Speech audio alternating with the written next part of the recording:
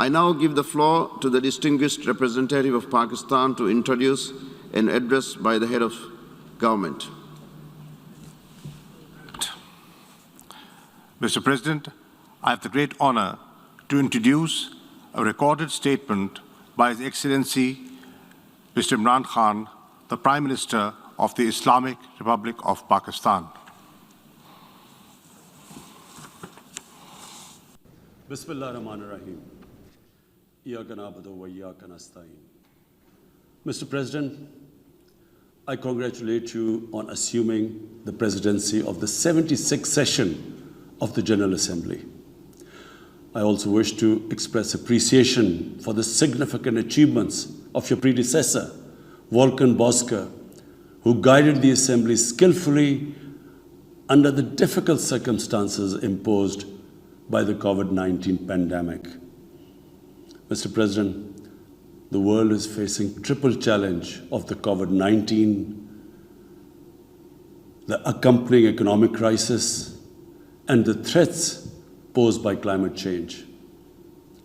The virus does not discriminate between nations and people, nor do the catastrophes imposed by uncertain weather patterns. The common threats faced by us today not only expose the fragility of the international system, they also underscore the oneness of humanity. By the grace of Almighty Allah, Pakistan has been successful so far in containing the COVID pandemic. Our collaborated strategy of smart lockdowns helped save lives and livelihoods and kept the economy afloat. Over 15 million families survived through a social protection program of Asas. Mr. President, climate change is one of the primary existential threats that our planet faces today.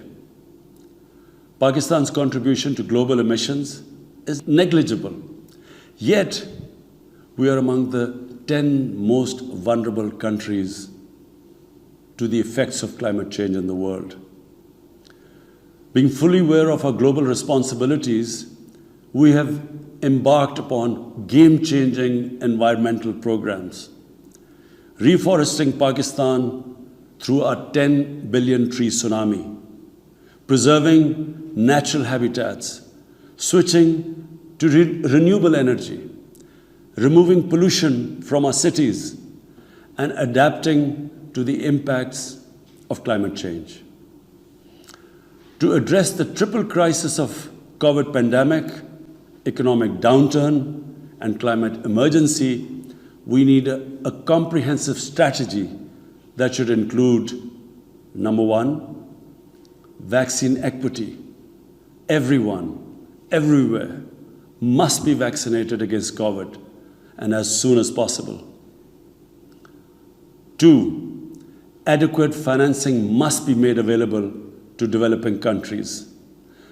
This can be ensured through comprehensive debt restructuring, expanded ODA, redistribution of unutilized SDRs, and allotment of a greater proportion of SDRs to developing countries.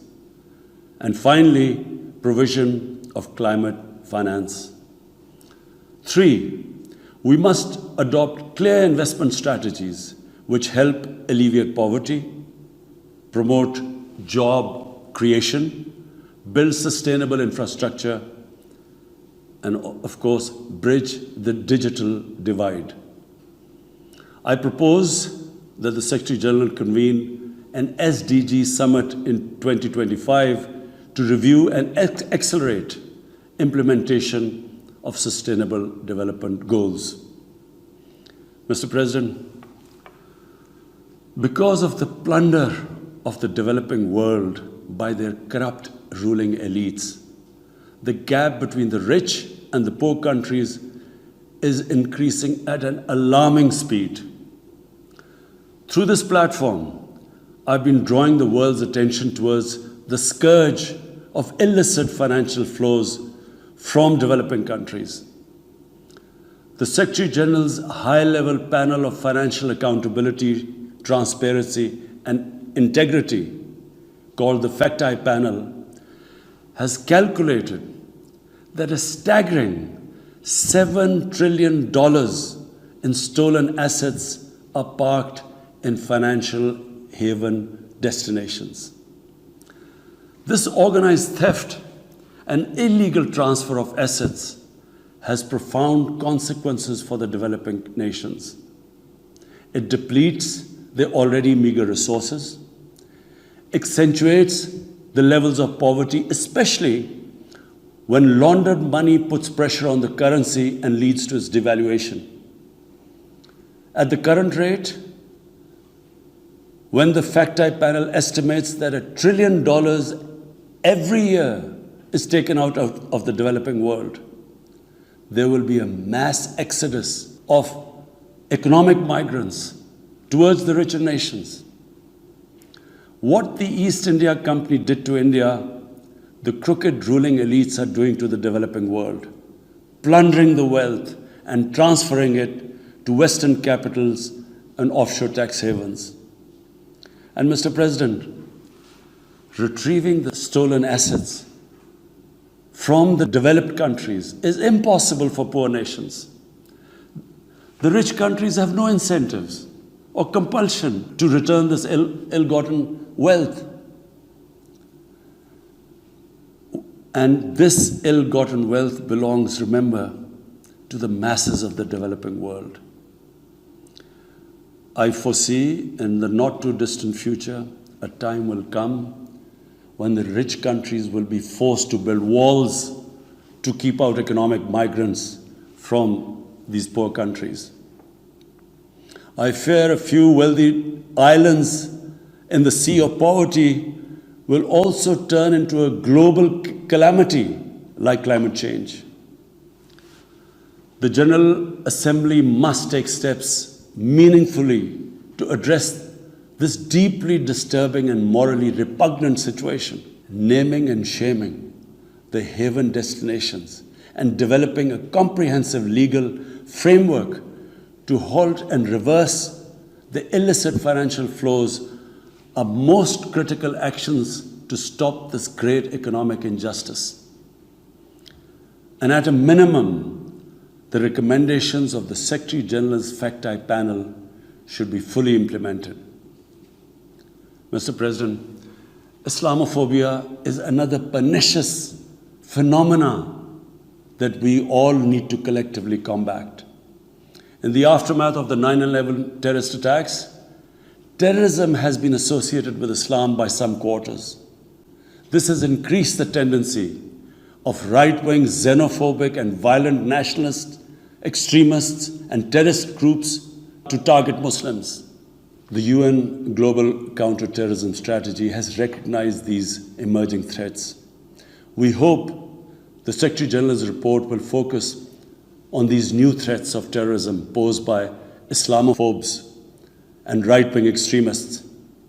I call on the Secretary General to convene a global dialogue on countering the rise of Islamophobia.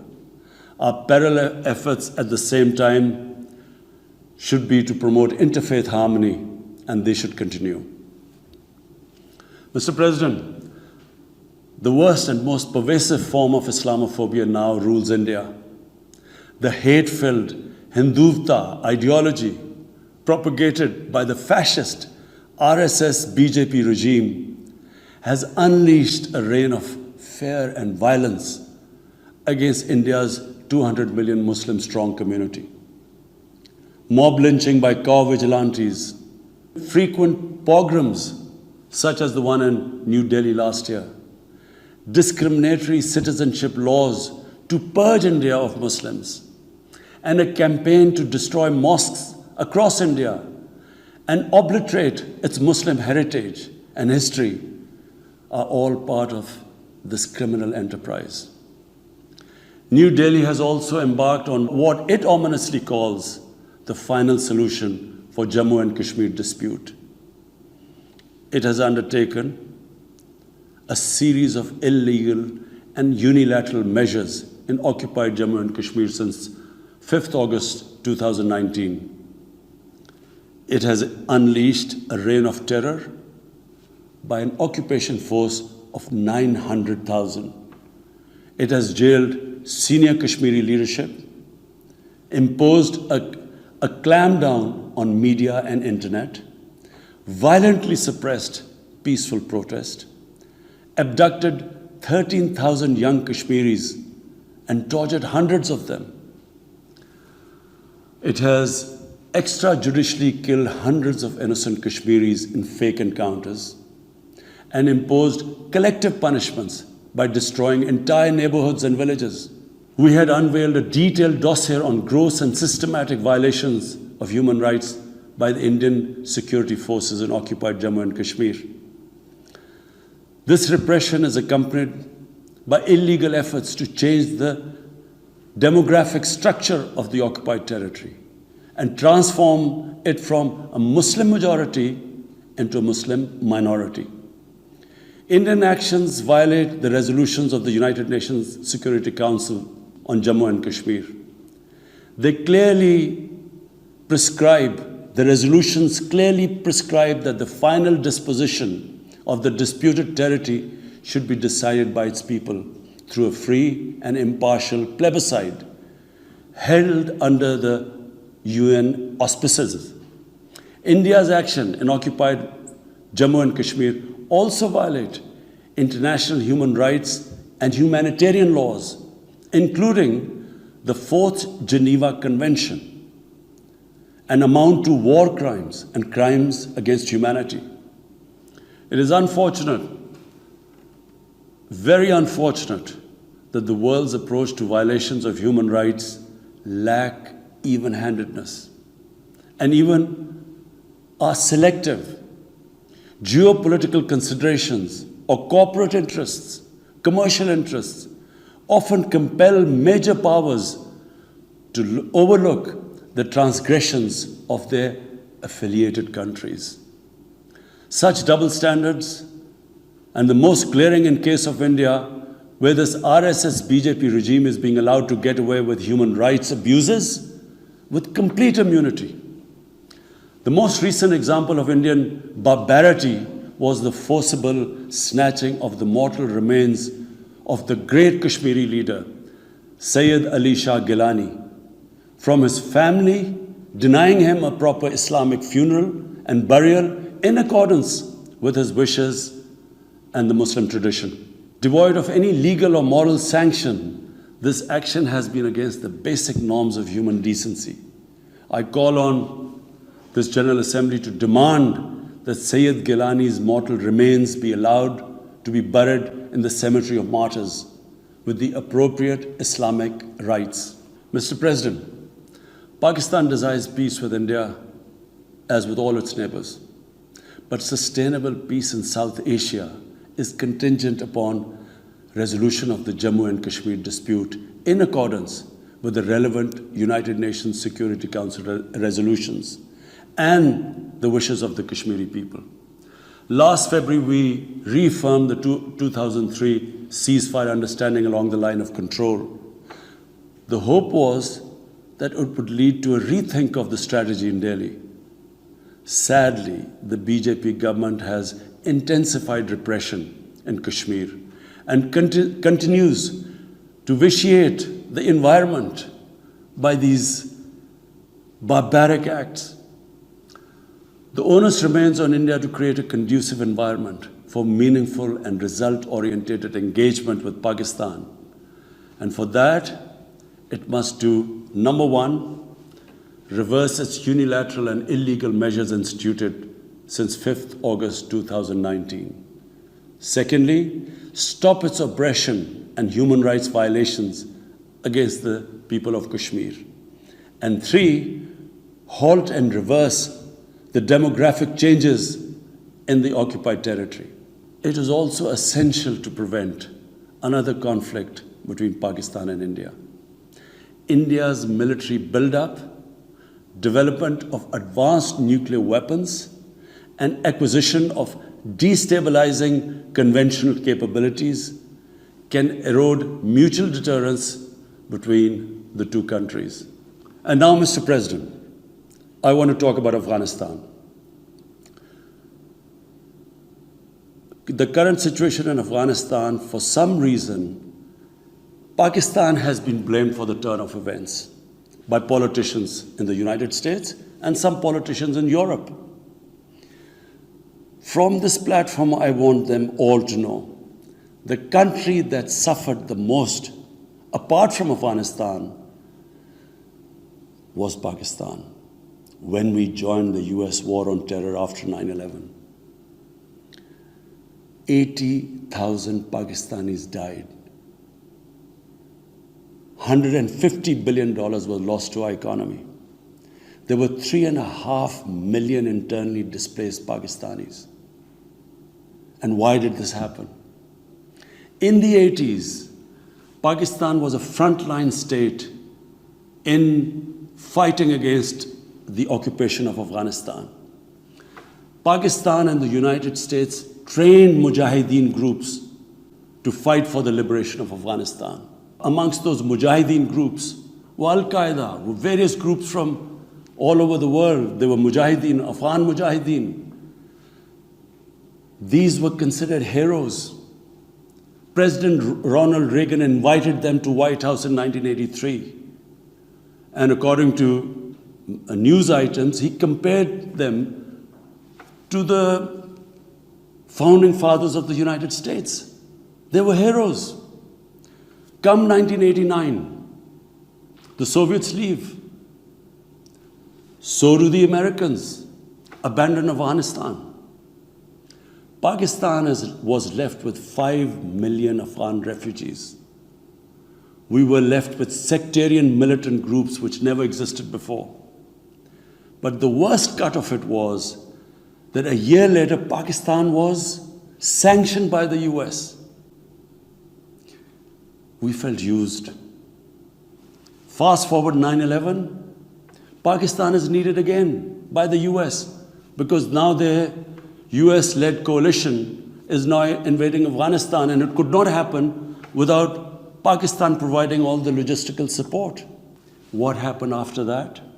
The same mujahideen that we had trained that fighting foreign occupation was a sacred duty, a holy war or jihad, they turned against us. We were called collaborators. They declared jihad on us. Then all along the tribal belt bordering Afghanistan, the Pakistan semi-autonomous tribal belt, where no Pakistan army had been since our independence, they had strong sympathies with the Taliban, Afghan Taliban, not because of their religious ideology, but because of Pashtun nationalism, which is very strong. Then there were 3 million Afghan refugees still in Pakistan, all Pashtuns, living in camps, 500,000, the biggest camp, 100,000 camps. They all had affinity and sympathies with the Afghan Taliban. So what happened? They too turned against Pakistan. For the first time, we had militant Taliban in Pakistan. And they too attacked Pakistan government. When our army went in the tribal areas for the first time in our history, whenever an army goes into civilian areas, there's collateral damage. So there was collateral damage, which multiplied the militants to seek revenge. But not just that. The world must know that in Pakistan, there were 480 drone attacks conducted by the US. 480 drone attacks. And we all know that drone attacks are not that precise. They cause more collateral damage than the militants they are targeting. So, who did the people whose relatives were being killed, who did they seek revenge? Against Pakistan. Between 2004 and 2014, there were 50 different militant groups attacking the state of Pakistan. At one point, people like us were worried that will we survive this? There were bombs going all over Pakistan. Our capital was like a fortress. Had it not been for one of the most disciplined army in the world and one of the best intelligence agencies in the world, I think Pakistan would have gone down. So when we hear this at the end, there's a lot of worry about in the US about taking care of the people who helped them, the interpreters and everyone who helped the US. What about us? The only reason we suffered so much was because we became an ally of the US, of the coalition in the war against Afghanistan, where there were attacks being conducted from Afghan soil into Pakistan. At least there should have been a word of appreciation. But rather than appreciation, imagine how we feel when we are blamed for the turn of events in Afghanistan.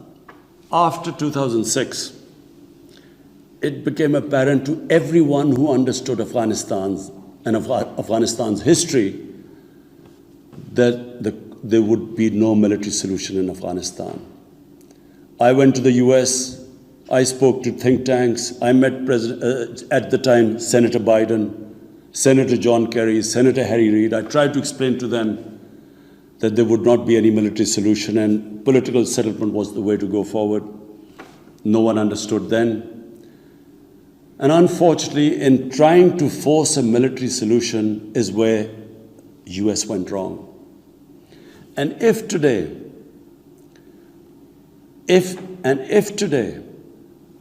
the world needs to know why the Taliban are back in power, all the world has to do is do a deep analysis of why 300,000 well-equipped Afghan army, and remember, Afghans are one of the bravest nations on earth. Why did this 300,000 Afghan army give up without a fight? The moment a deep analysis of this is done, the world would know why the Taliban are back in power, and it's not because of Pakistan. So, Mr. President, right now, the whole world community should think, what is the way ahead? There are two paths we can take. If we neglect Afghanistan right now, according to the UN, half the people of Afghanistan are already vulnerable. And by next year, almost 90% of people in Afghanistan will go below the poverty line. There's a huge humanitarian crisis looming ahead. And this will have serious repercussions, not just for the neighbors of Afghanistan, but it will have repercussions everywhere if a destabilized, a chaotic Afghanistan again becomes a safe haven for international terrorists. The reason why the US came to Afghanistan in the first place. So therefore, there is only one way to go. We must strengthen this current government, stabilize it, for the sake of the people of Afghanistan. What have the Taliban promised? They will respect human rights. They will have an inclusive government. They will not allow this soil to be used by terrorists. And they have given amnesty. Now, if the world community incentivizes them, encourages them to walk this talk, it will be a win-win situation for everyone. Because these are the four things that in Doha, when the US was talking to the Taliban, these were the conditions the dialogue was all about. So if the world can incentivize them to go this direction, then after all, this 20-year of presence, of coalition presence in Afghanistan would not be wasted, because Afghan soil would not be used for international terrorism. So I end my talk, Mr. President, by urging everyone that this is a critical time for Afghanistan. You cannot waste time. Help is needed there. Humanitarian assistance has to be given there immediately. And the Secretary General of the United Nations has taken bold steps I urge you to mobilize the international community and move in this direction. Thank you.